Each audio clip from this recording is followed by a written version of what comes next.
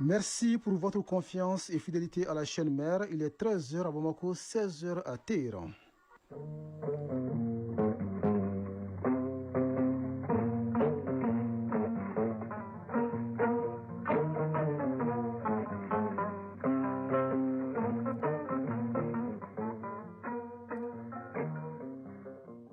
Le journal Bourama Traoré.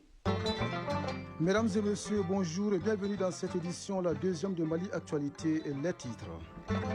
S'unir pour mieux combattre l'insécurité routière, 3 structures clés du Mali signent un partenariat stratégique pour renforcer le contrôle routier et la sensibilisation. Plus de 42 millions de personnes en Afrique de l'Ouest et du Centre ne sont pas en mesure de se nourrir correctement. C'est ce qui révèle un rapport de la FAO. Le texte appelle à une réponse collective d'urgence pour renforcer l'assistance humanitaire. Lassana Keita sera en direct pour nous en parler. L'Iran considère désormais les armées européennes comme groupe terroriste. C'est ce qu'a déclaré ce dimanche le président du Parlement iranien. C'est en réponse à une décision similaire prise par l'Union européenne qui désigne les gardiens de la révolution comme organisation terroriste.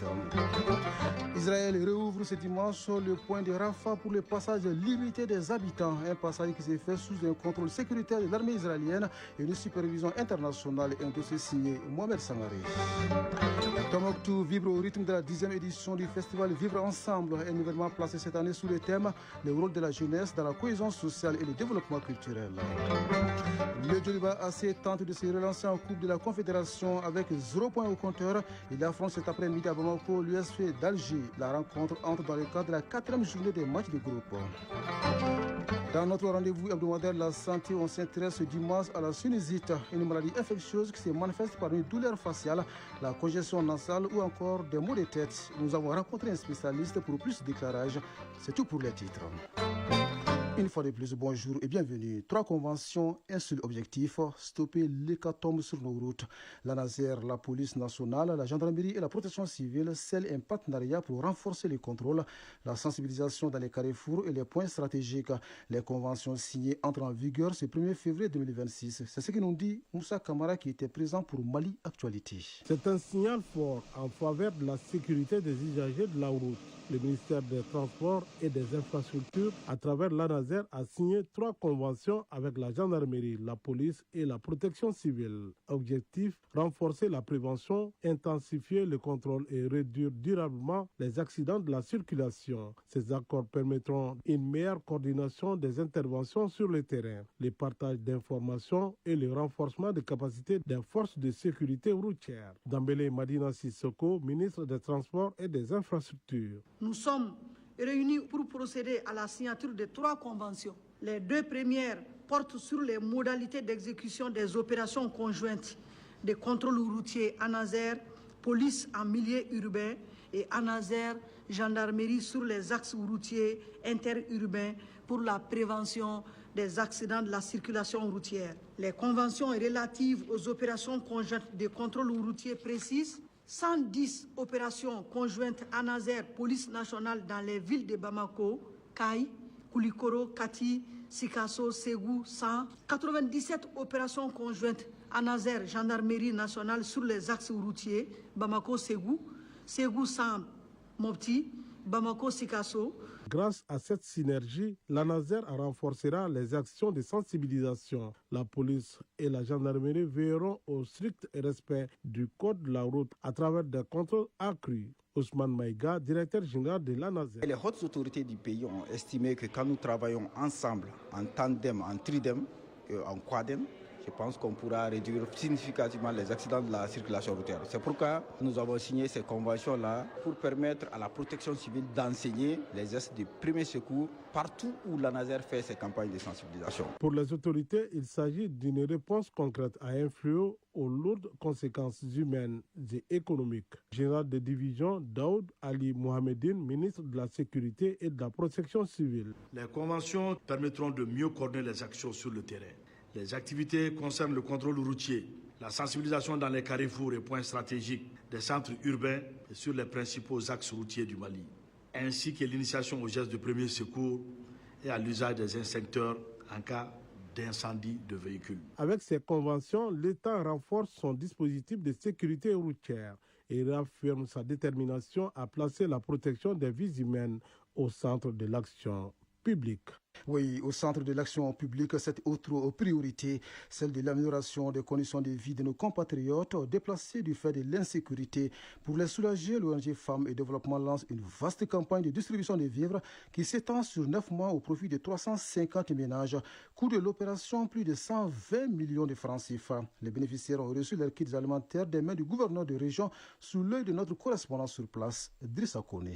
En recevant son kit alimentaire des mains du gouverneur, Amsetou Tamboura est très heureuse. Tout comme sa famille, ce sont 350 ménages déplacés internes qui recevront un kit alimentaire mensuel de 50 kg de riz, 5 litres d'huile, 10 kg de sucre et 3 kg de sel, et cela durant 9 mois. Pour un coût global de près de 123 millions de francs CFA, l'ONG FIDE, à l'initiative de cette action, bénéficie du soutien financier du Fonds humanitaire régional pour l'Afrique de l'Ouest et du Centre. Adama Balo, directeur du programme ONG FIDE. Cette donation, c'est pour aider les personnes déplacées de la commune urbaine de San. Les activités de l'ONG Femmes et Développement sur ce projet, ça concerne la distribution alimentaire au PDI, la nutrition. Au niveau de la nutrition, nous allons faire le dépistage et le référencement des cas. Amsetou Tamboura, bénéficiaire. Je suis heureuse. Nous sommes venus du village de paix avec des enfants. C'est la toute première fois que nous bénéficions des dons. Surtout que cela va durer 9 mois. Je salue sincèrement l'ONG FEDE. L'activité entre dans le cadre de la mise en œuvre du projet Réponse d'urgence aux besoins prioritaires multisectoriels et intégrés aux populations déplacées, réfugiées et autres vulnérables affectées par la crise dans la région des San. Colonel-major Ousmane Sangaré, gouverneur de la région des San. Nous savons bien que depuis 2012, notre pays traverse une situation très difficile. Situation difficile qui continue encore de nos jours et qui a occasionné le déplacement massif des hommes, des femmes, des enfants. Et nous avons demandé aux bénéficiaires de faire bon usage de ces kits-là pour encourager le donateur. Ce n'est pas un kit destiné au marché, c'est un kit destiné pour soulager les familles qui en ont besoin réellement pour nourrir les enfants. Ces kits redonnent espoir à ces familles durement affectées par la crise. Sans Drissa Kone et Sédou Kamena pour le RTM. Et voyons à présent ce qui fait l'essentiel de l'actualité hors des frontières maliennes. Le président de la Commission de l'Union africaine, Mahamoud Ali Youssouf, condamne les récentes attaques contre l'aéroport international Amani Diori de Niamey. Il a réaffirmé la solidarité de l'UIA et salué la réponse rapide et efficace des forces de sécurité nigériennes qui, selon lui, a contribué à contenir l'attaque. Le président de la Commission de l'Union africaine fait cette déclaration au moment où les principaux opposants en Guinée-Bissau retrouvent la liberté. Ils étaient détenus depuis le coup d'État du 26 novembre 2025. Domingo Simão Pereira se retrouve désormais en résidence surveillée, tandis que Fernando Diaz, qui revendique la victoire à l'élection présidentielle interrompue, a pu quitter librement l'ambassade du Nigeria où il avait trouvé refuge. Ces libérations ont été saluées par l'opposition, la société civile et la CEDEAO. Elles ont eu lieu sous les auspices du ministre sénégalais des Forces armées, le général Biram Diop, envoyé spécial du président Bassirou Diomaye Faye. Pendant ce temps, le président tunisien Kaïs Saïed prolonge l'état d'urgence sur l'ensemble du territoire jusqu'au 3 décembre 2026 selon un décret publié hier. L'état d'urgence est reconduit sans interruption depuis le 24 novembre 2015. Il avait été imposé à la suite de l'attentat qui avait visé un bus de la garde présidentielle en plein centre de la Tunis, la capitale. Un attentat qui avait causé la mort de 12 personnes parmi les forces de sécurité. La sécurité, on en parle encore en RDC. Le président Félix Tshisekedi se prononce sur la question d'un dialogue national censé ramener la paix dans le pays. À l'occasion de la présentation de ses vœux au corps diplomatique, il a salué l'initiative qu'il juge louable avant de fixer les conditions. La première, le processus doit avoir lieu sur le sol national et sous contrôle institutionnel. La deuxième, pas question de revenir sur les décisions de justice qui ont été prises, a insisté le chef de l'État congolais. Comme la RDC, beaucoup de pays du continent font face aujourd'hui à une crise humanitaire due notamment à l'insécurité. C'est dans ce contexte que la FAO publie un rapport alarmant sur la situation alimentaire en Afrique de l'Ouest et du Centre. Plus de 42 millions de personnes, selon les textes, ne sont pas en mesure de se nourrir correctement. Bonjour Lassina Keita. Bonjour Bourama Traoré. Et face à cette situation, le mot d'ordre s'appelle désormais la mobilisation. Une mobilisation générale pour une réponse collective d'urgence afin de renforcer l'assistance humanitaire, mais aussi de mettre en place des solutions durables pour augmenter la production alimentaire. L'Organisation des Nations Unies pour l'alimentation et l'agriculture FAO appelle à un sursaut collectif en fournissant des semences de bonne qualité et un accès à l'eau dans 15 pays d'Afrique de l'Ouest et du Sahel.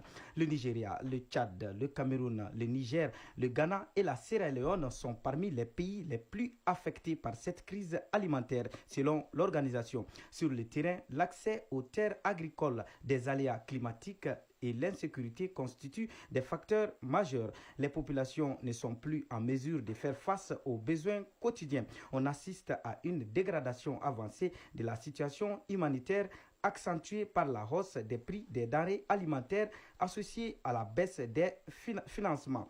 C'est le cas notamment dans le bassin du lac Tchad ou les régions anglophones du Cameroun. Si rien n'est fait, Bourama Traoré, plus de 15 000 personnes risquent de basculer dans une situation de famine d'ici au mois de juillet 2026. L'alerte ainsi donnée, il est temps d'agir pour sauver des vies. Merci beaucoup Olasne Keita pour ces explications. D'une crise alimentaire à une crise financière, l'Organisation des Nations Unies est menacée d'un effondrement financier imminent, alerte le secrétaire général de l'ONU, Antonio Guterres. L'ONU a terminé l'année 2025 avec 1,6 milliard de cotisations impayées, un déficit jugé 2 fois plus important qu'en 2024. Les Nations Unies sont financées à la fois sur contributions obligatoires avec des barèmes très précis, négociés tous les 3 ans, mais aussi grâce à des contributions volontaires. C'est dans ce contexte qui est pénalisant pour l'ONU que la présidente par intérim du Venezuela annonce la présentation prochaine d'une loi d'amnistie générale pour tous les prisonniers politiques. Un pas important que réclamaient les organisations de défense des droits humains depuis plusieurs semaines. Delcy Rodriguez affirme donner ainsi l'opportunité au pays de vivre en paix. Vivre en paix, un souhait également de l'Iran, toujours sous menace d'une intervention américaine. Une explosion a secoué hier un bâtiment du port de Badar Abbas dans le sud du pays, sous le Golfe, a indiqué la télévision d'État. Une fillette de 4 ans a perdu la vie et 14 personnes ont été hospitalisées.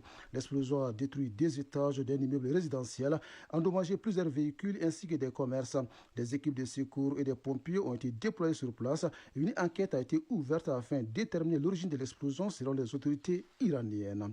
Nous restons en Iran, qui considère désormais comme groupe terroriste les armées européennes. C'est ce qu'a déclaré ce dimanche le président du Parlement iranien. Une décision qui fait suite à celle prise par l'Union européenne il y a quelques jours. Lui désigne les gardiens de la révolution comme organisation terroriste. Nous quittons le Moyen-Orient pour le Proche-Orient, où Israël réouvre ce dimanche le point de Rafah pour le passage limité des habitants. Un passage qui se fait sous un contrôle sécuritaire de l'armée israélienne et une supervision internationale.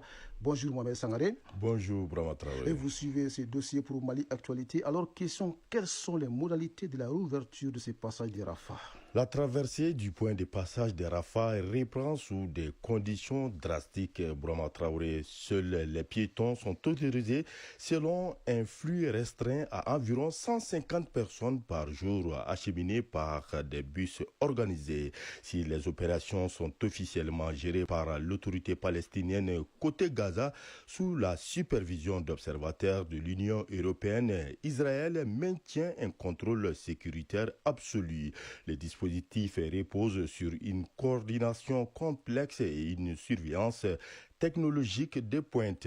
Chaque voyageur doit obtenir l'aval des autorités israéliennes avant son départ. Sur place, Israël déploie des caméras de reconnaissance faciale et se réserve le droit de procéder à des fouilles systématiques.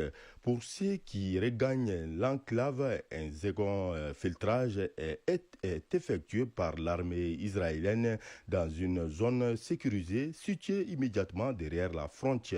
La répartition des rôles est claire. Si l'Égypte établit les listes pour les flux concernant sur son territoire, Israël garde le dernier mot sur l'identité de chaque personne entrant ou sortant de Gaza. Cette réouverture prévue par le plan Trump accepté en octobre intervient dans un climat d'extrême tension.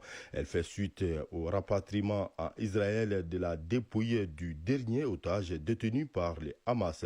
Bien que cette mesure offre un répit symbolique, la Croix-Rouge tempère tout optimisme.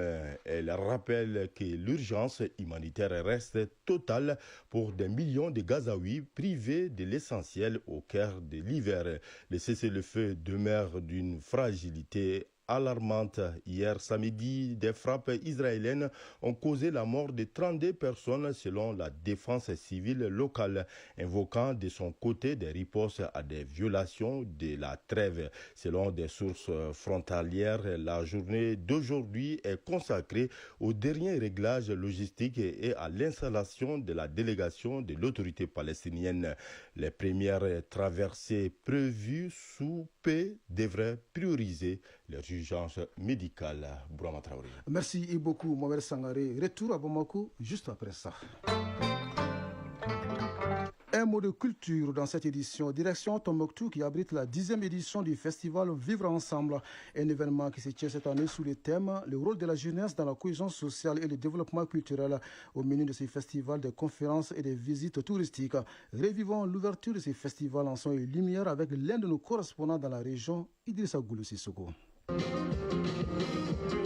Le festival Vivre Ensemble est véritablement inscrit dans l'agenda culturel de la région de Tombouctou. Cette 10e édition est co-organisée avec le ministère de la Réconciliation, de la Paix et de la Cohésion nationale sous le thème « Le rôle de la jeunesse dans la cohésion sociale et le développement culturel ».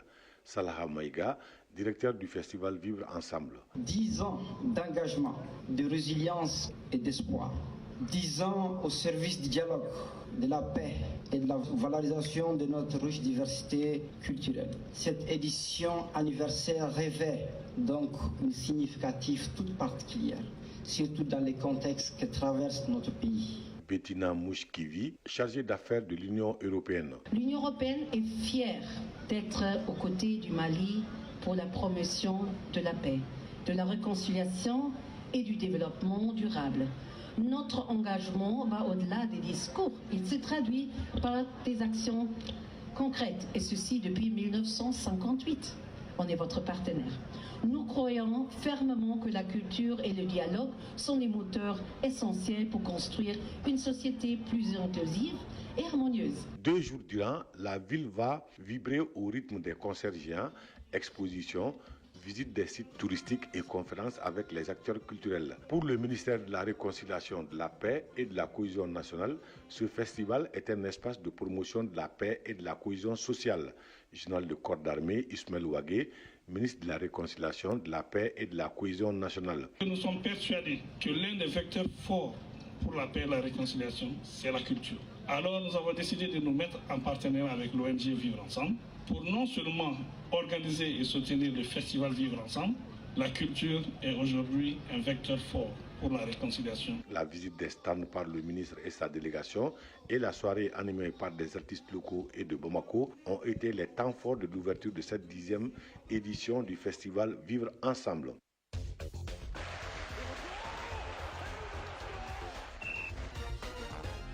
Dans l'actu des sports, compétitions africaines des clubs, le Djoliba Assi affronte cet après-midi à Bamako l'USM d'Alger en Coupe de la Confédération.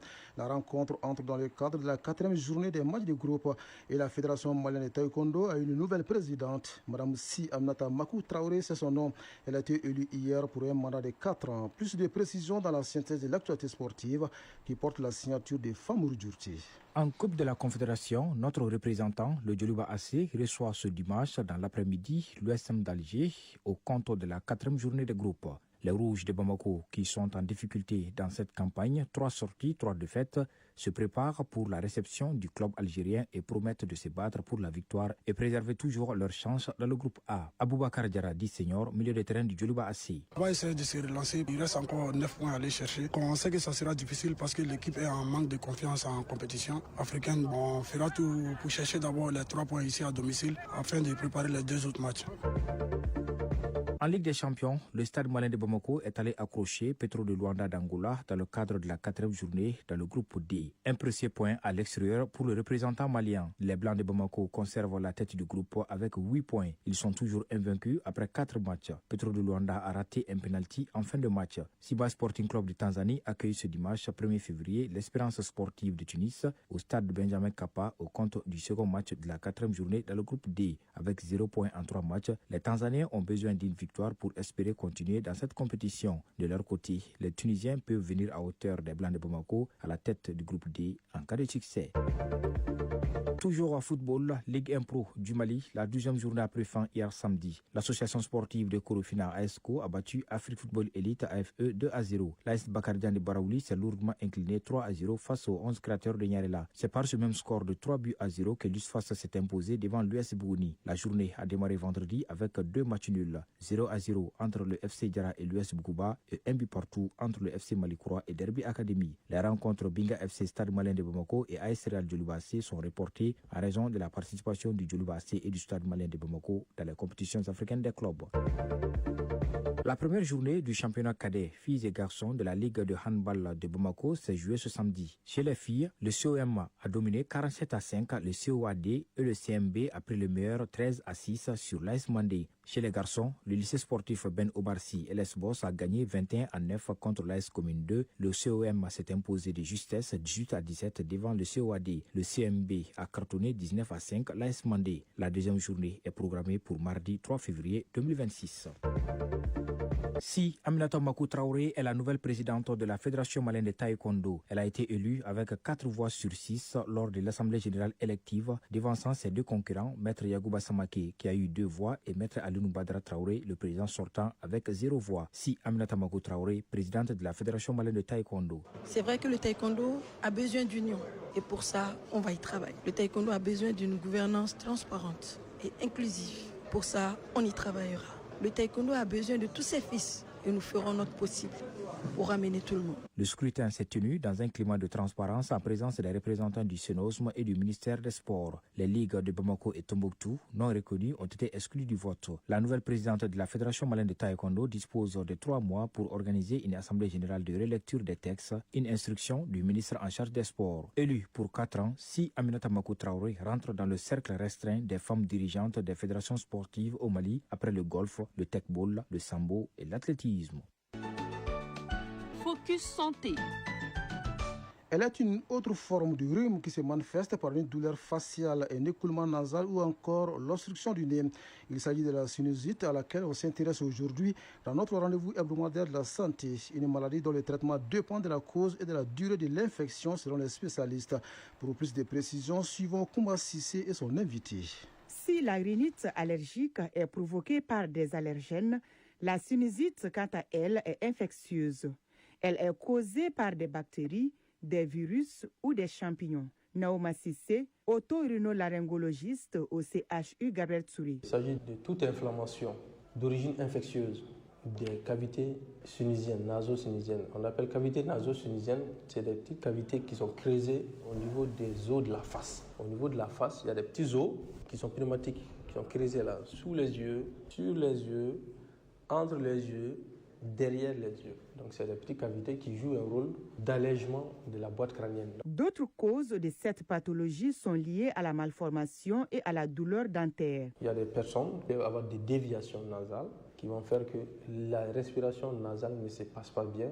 Ça peut être des malformations, mais comme ça peut être des malformations congénitales, comme ça peut être des malformations acquises. Ils rentrent dans le compte des facteurs favorisants. La sinusite, quand on ne respire pas bien, l'air ne passe pas bien, les microbes ont tendance à stagner dans les fosses nasales, à pulluler, et à dominer la zone et faire une infection symptomatique. Lorsque l'infection s'installe, le patient se plaint de fièvre et de douleurs faciales. Naouma Sissé. Cette douleur, elle est sous-orbitaire. Ça dépend de la localisation du sinus qui est atteint. Elle est sous-orbitaire ou bien elle peut être au-dessus des yeux, on appelle ça les sinus frontaux, ou au niveau entre les 2 yeux, il y a les ethmoïdes, là-bas qu'on a une sinus ethmoïdale, ou derrière les yeux, qu'on appelle la sinusite sphénoïdale. Donc les douleurs qui peuvent prendre de l'ampleur vers le petit soir, ou bien dans certaines positions précises. Par exemple, qu'on appelle la position mohammedane, c'est-à-dire la position de prière, ou l'antiflexion, c'est-à-dire que quand on baisse la tête, ça va accentuer la douleur. En plus de ça, c'est une infection. Contrairement à la rhinite allergique qui n'a pas de fièvre, la sinusite, lorsqu'il y a une infection, il y a de la fièvre. En plus de ça, on peut avoir ce qu'on appelle les écoulements. Donc, quand on se mouche dans un mouchoir, on peut voir du pus. Souvent, c'est entaché de sang. Et en plus de ça, la congestion de la fosse nasale avec le nez bouché peuvent être associés. Le traitement de la sinusite dépend de sa cause. Si les médicaments ne suffisent pas, L'autre alternative proposée aux patients est la chirurgie. Le traitement, c'est les antibiotiques dans la plupart des cas. En plus de ça, on peut faire les lavages nasal. Il faut laver. Souvent, le traitement médical ne suffit pas. Il faut aller faire souvent une ponction quand c'est une sinusite qui est bloquée. Il faut aller faire ce qu'on appelle le traitement chirurgical, qu'on appelle la méatotomie moyenne. C'est-à-dire que les orifices de sortie des écoulements de ces sinus-là, lorsqu'elles sont bouchées, il faut aller les agrandir. C'est ce qu'on appelle la méatotomie. Et il y a différentes étapes de chirurgie et différentes techniques chirurgicales qui peuvent être appliquées à cela. Souvent, s'il y a une cause dentaire, c'est-à-dire que c'est une dent qui est en cause, souvent les dents supérieures au niveau apical peuvent être à la cause d'une sinusite, par exemple maxillaire. Donc le traitement va consister à enlever la dent causale. Les sinus sont au niveau de la face. Au niveau de la face, il y a des organes nobles, par exemple les yeux. Une ethmoïdite, c'est la sinusite au niveau ethmoïdal qui peut évoluer vers des complications orbitaires qui peuvent aller jusqu'à la cécité. Et mort d'homme peut en suivre. On peut avoir des complications méningo-encéphaliques, des méningites d'origine sinusienne. On peut avoir des abcès, c'est-à-dire les collections de pus à côté du cerveau, dans la boîte crânienne ou dans le cerveau. On peut avoir des complications d'ordre général, c'est-à-dire que l'infection totale du sang, qu'on appelle la septicémie, qui est très grave. Selon le spécialiste, la sinusite est contagieuse comme toute autre infection et elle peut être aiguë ou chronique. Le traitement à temps de tout cas de rhume permet d'éviter la sinusite chronique et ses complications. 13h26 à Conseguila et à Zewala dans la région de Koutchala. C'était l'essentiel de l'actualité en ce dimanche 1er février 2026. Cette tranche d'information vous a été servie par Bintou Traoré aux manettes. Bekay Sissé assure la mise en ligne. Merci à Lansana Keita qui m'a aidé à la préparer. Lansana Keita que vous retrouvez dans quelques instants pour la synthèse de l'actualité de la semaine. C'était au micro Brahma Traoré. Grand merci à vous de nous avoir suivis. Qu'Allah nous donne plus de force pour servir le Mali.